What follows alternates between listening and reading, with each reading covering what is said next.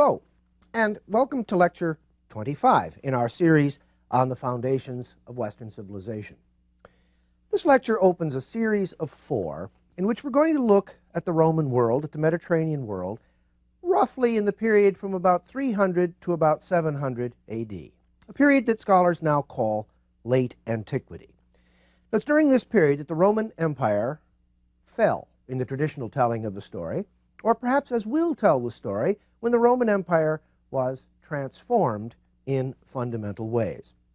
So one of the things we're going to do in this lecture and in the 3 that follow is ask what fell or what changed. How did the Roman world look different in about 700 than it had looked in perhaps about 300? Who were the decisive actors? What are the decisive themes? What are the major forces? We'll talk about barbarians, we'll talk about Romans, we'll talk about the rise, spread, and eventual triumph of Christianity, of the Christian church, and also of the Christian faith and of Christian culture.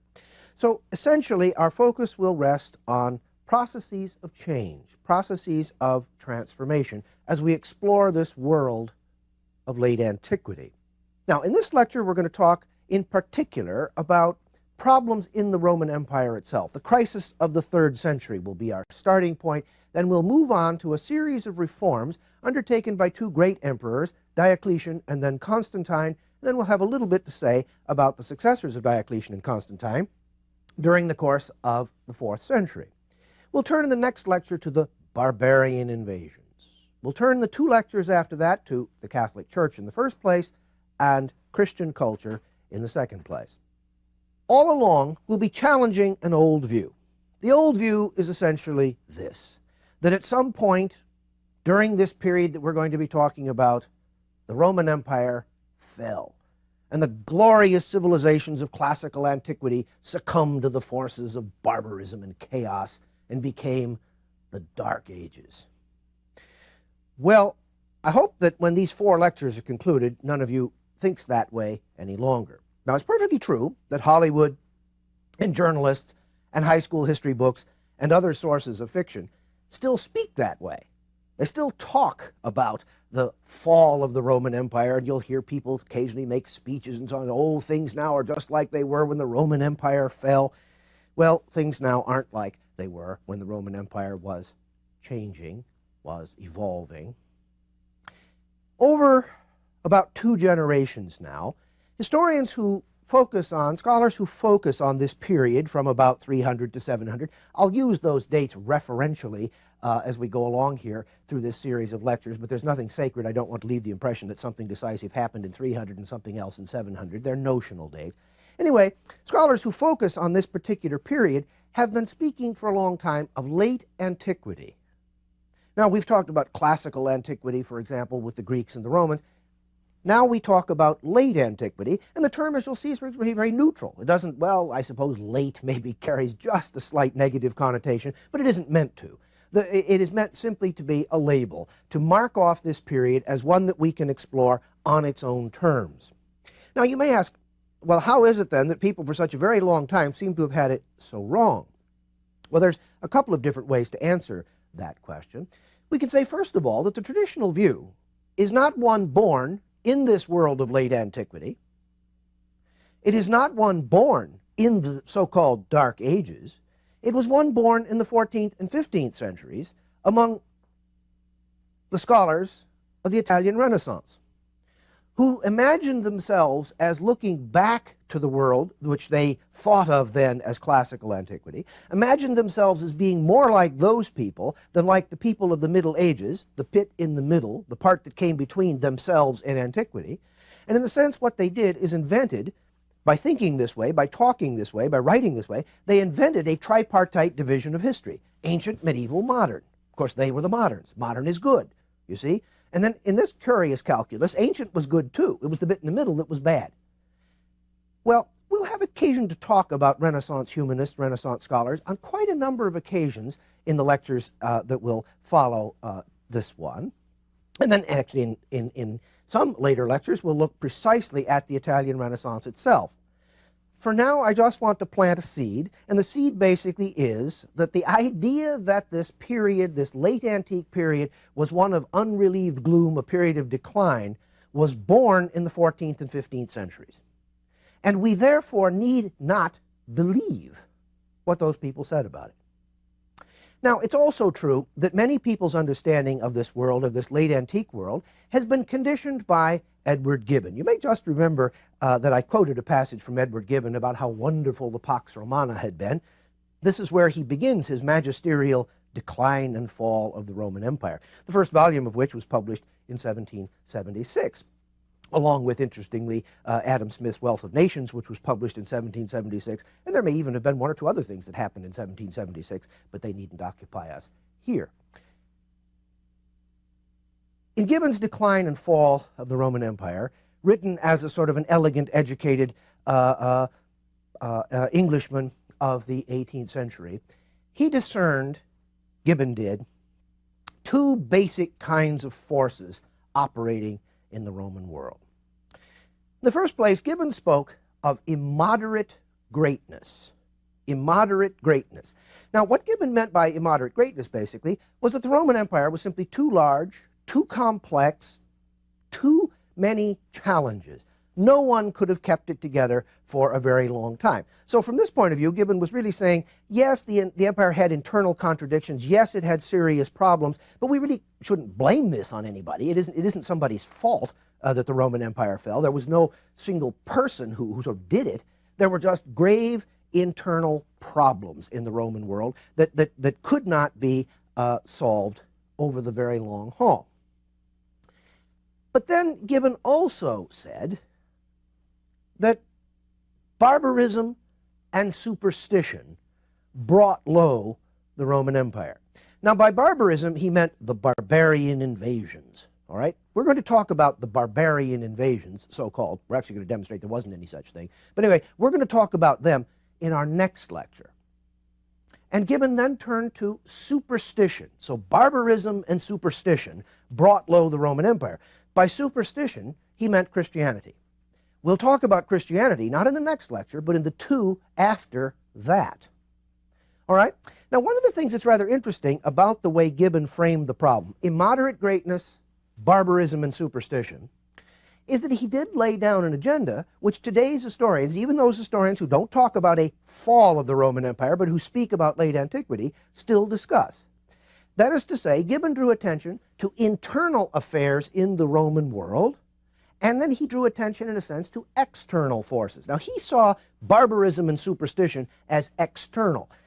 We're going to sort of tweak those notions in the lectures that follow this one and ask to what extent they were external or internal. But the idea is that we can look inside the Roman world for understandings of change, and then we can look at things that happened, as it were, to the Roman world and think about change. So even if we wouldn't quite get the same answers that Gibbon did, it is interesting now that more than 2 centuries after he wrote, we still in some ways follow his agenda. The critical point today, I think, is this. It is much commoner for historians to speak of the transformation of the Roman world, of continuity and change working in tandem, of slow, sometimes almost imperceptible alterations in age-old patterns of life. So we don't think in terms of abrupt, direct, calamitous change. Historians are pretty suspicious of talking about change in that way. Great, important changes don't happen overnight. They happen over long periods of time. Many forces contribute to them. They influence large numbers of people in diverse and often in unpredictable kinds of ways. Now, my point, quite simply, is that no one would be so foolish as to pretend that the world in about 700 was exactly like the world in about 300. A lot changed. A lot changed. But what we're going to try to focus on is this process of change without thinking of calamitous moments, places, times of fall.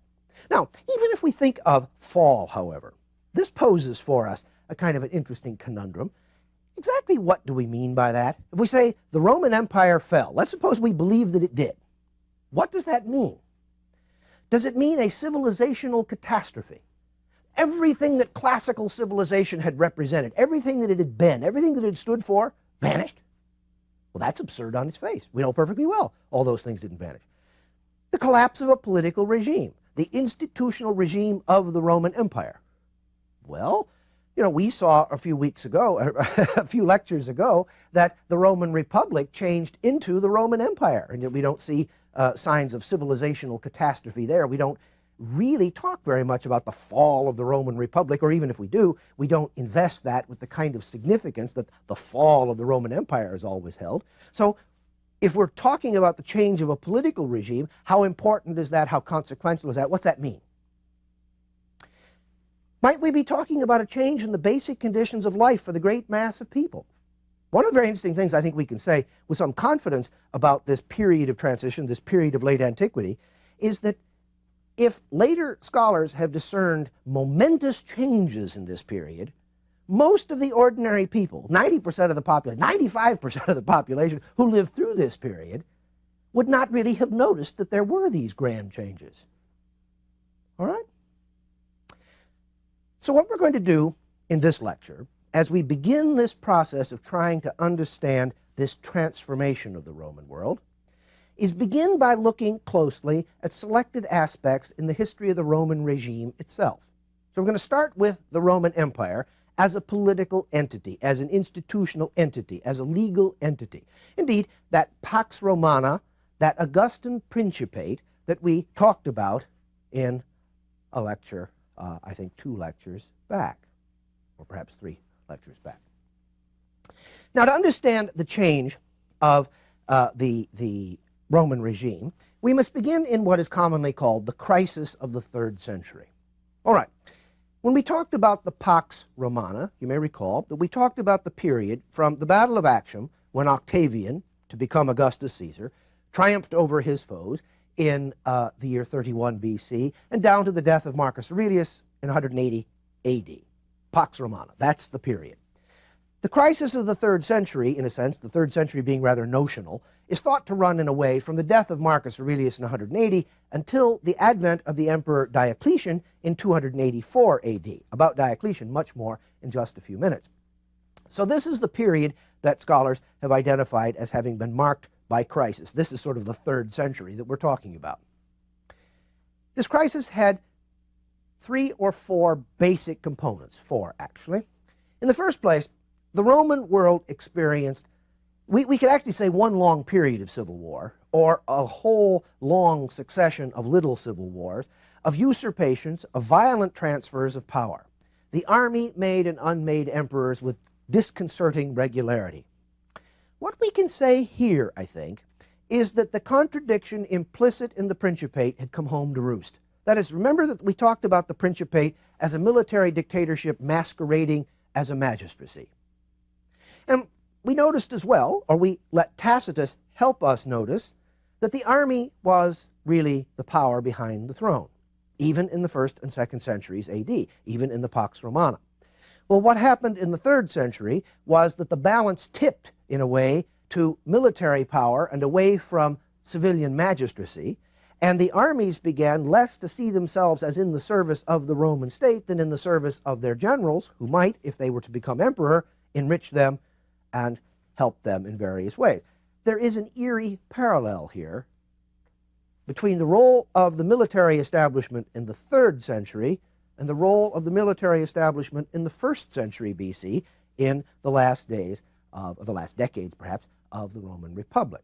Now, second, the empire, remember we mentioned, had ceased expanding in the time of the Emperor Trajan. He brought in the province of Dacia, roughly Romania, and then Rome ceased expanding. During the course of the 3rd century, the Roman Empire began shrinking.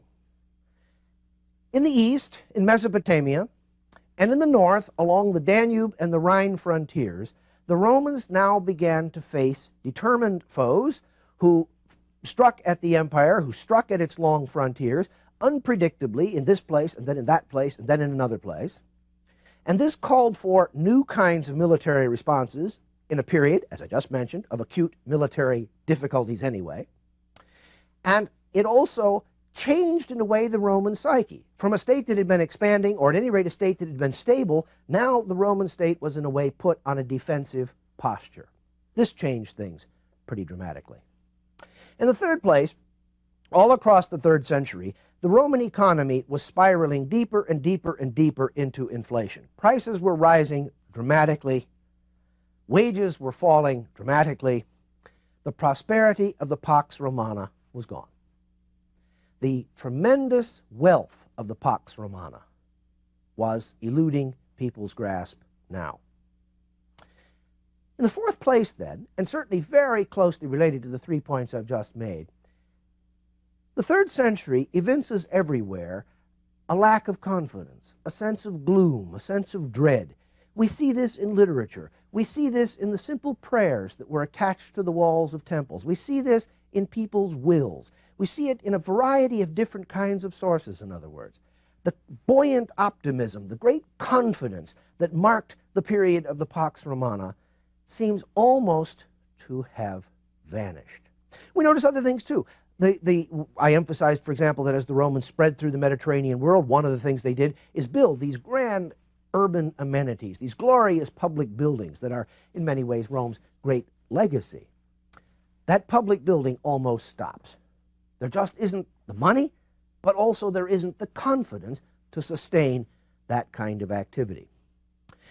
Now, things might have gone very badly indeed. Again, if we play our game of time travel and we went back to a certain point near the end of the 3rd century and we stopped the clock and we said, all right, predict what's going to happen next, you'd have said, well, this Roman world is in big trouble. And that would have been the intelligent conclusion to draw, and as so often, it would have been wrong. Because Rome produced, in succession, 2 quite remarkable rulers, Diocletian and Constantine. Between them, they ruled for something like 50 years. They addressed with prudent reforms many of the problems, many of the key issues of the 3rd century crisis, and they put the Roman Empire on sound footings. But also, as we'll see, they changed the empire fundamentally. So this brings up one of the interesting dimensions of this process of change, this process of transformation that I've been talking about. The Roman Empire managed its own transformation. Not utterly, not always, not everywhere, but fundamentally we can say the Roman Empire managed its own transformation. The reformers, then. Diocletian, first of all.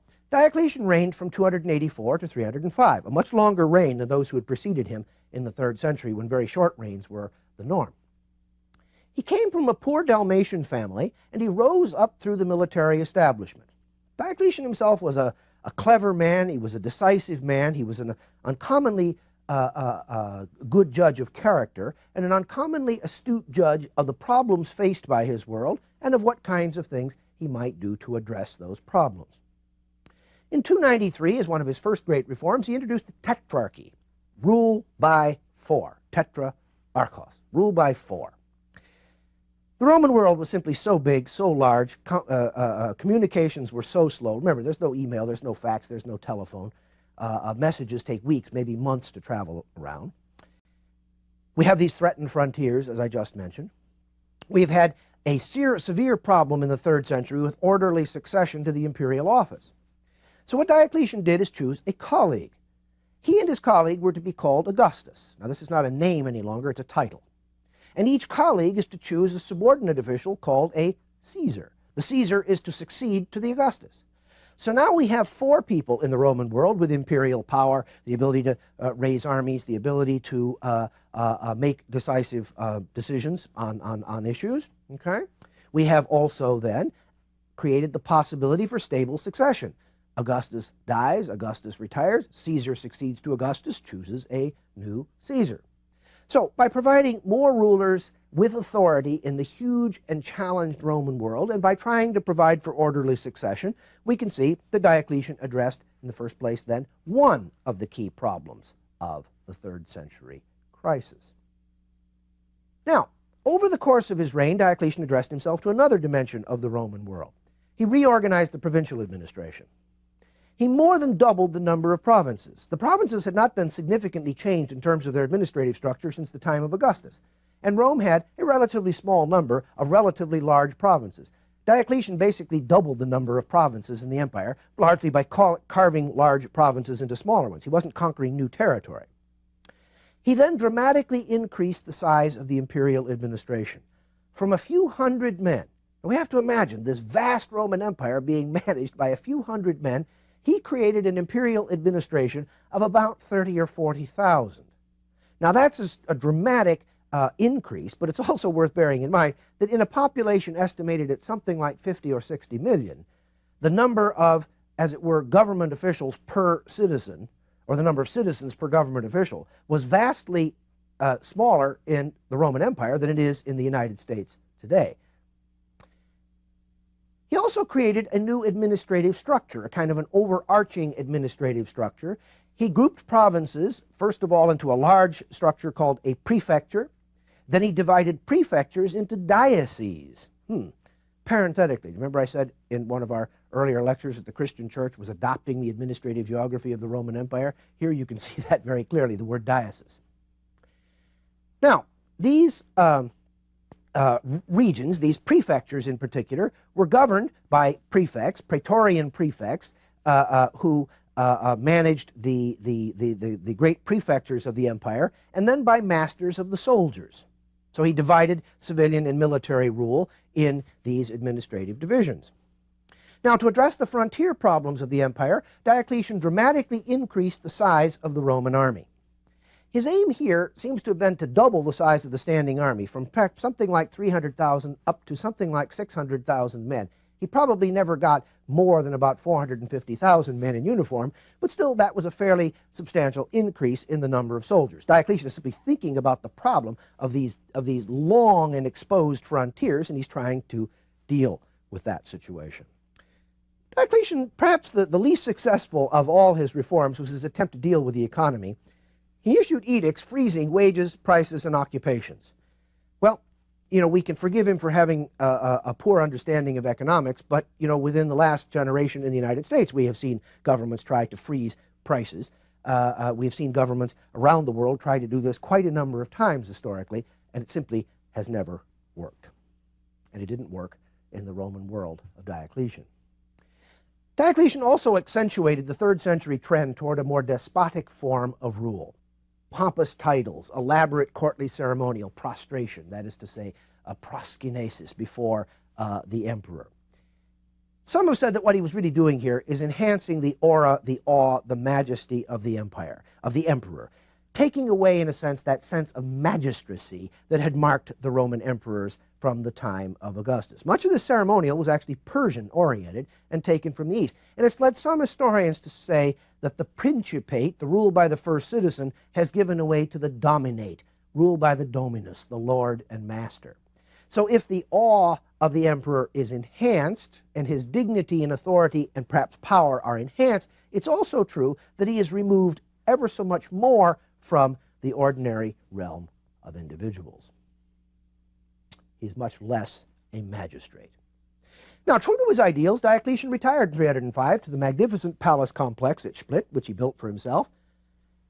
And his tetrarchy, alas, didn't provide for an orderly succession of power. There was a brief, sharp civil war, and then out of that civil war emerged Constantine. Constantine ruled from 306 to 337. He again was a soldier. He was a man whose roots were in Britain. He finally sort of won out over his rivals, although actually he secured power in about 306, but he was still struggling against rivals for another 10 or 20 years after that. Constantine was a reformer who was in very many ways consistent with the work of his predecessor Diocletian. He extended, for example, the military reforms of Diocletian, who himself actually had built on some precedents by his predecessors.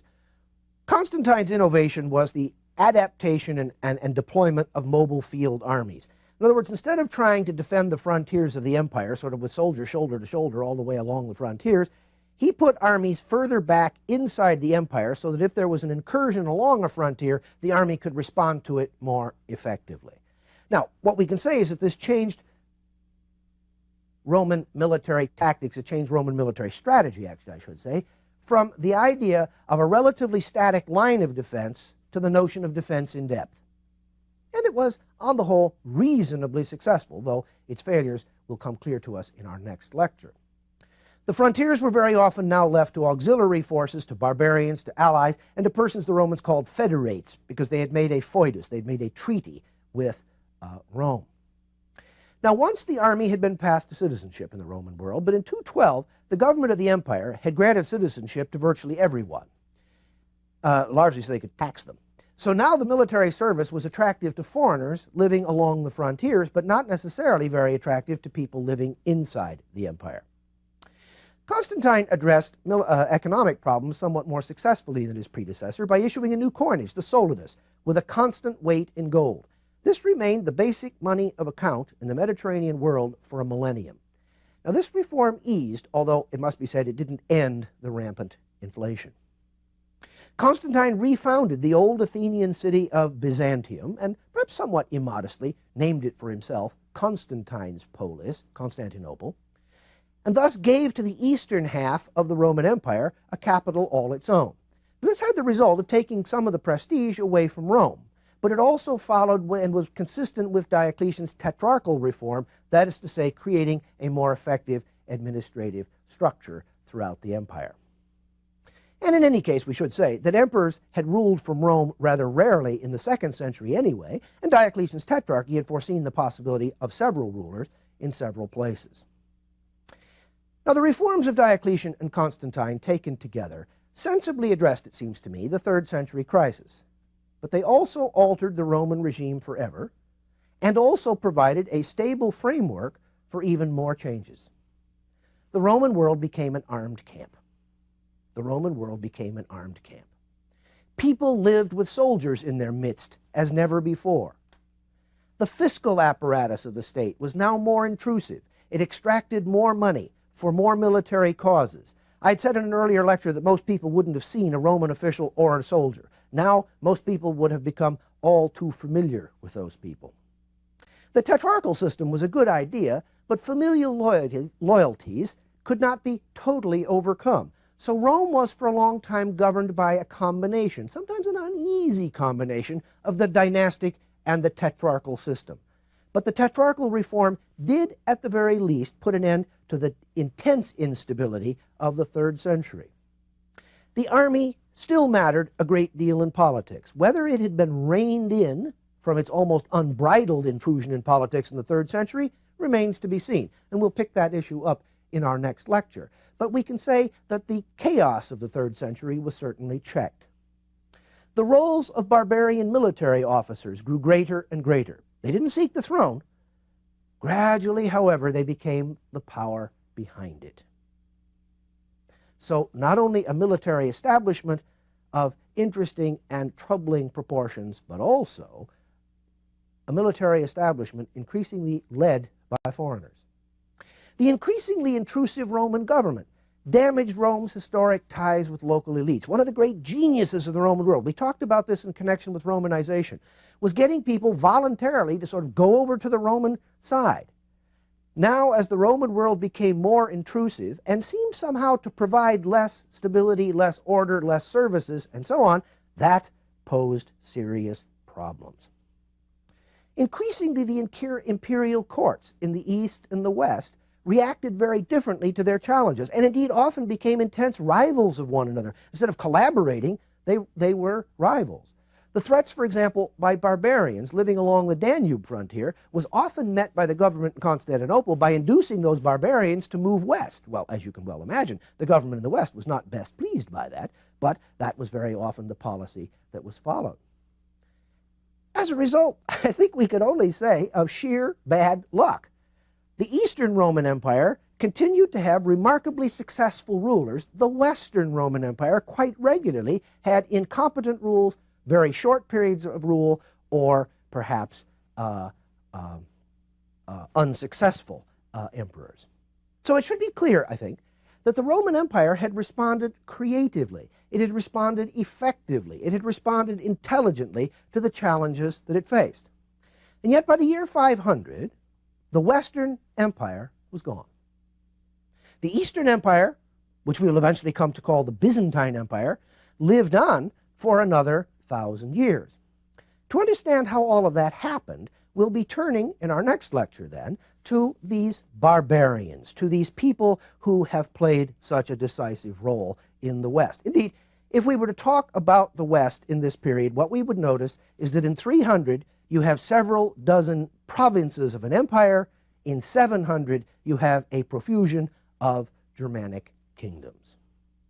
One historian, Walter Goffert, has said that Rome's experience in this late antique period was a creative experiment that got a little out of hand. Another historian, Patrick Geary, has said that the Germanic kingdoms were Rome's last creative act. So I conclude by reminding you once again that we must ask about transformation and about Rome's role in managing its own transformation.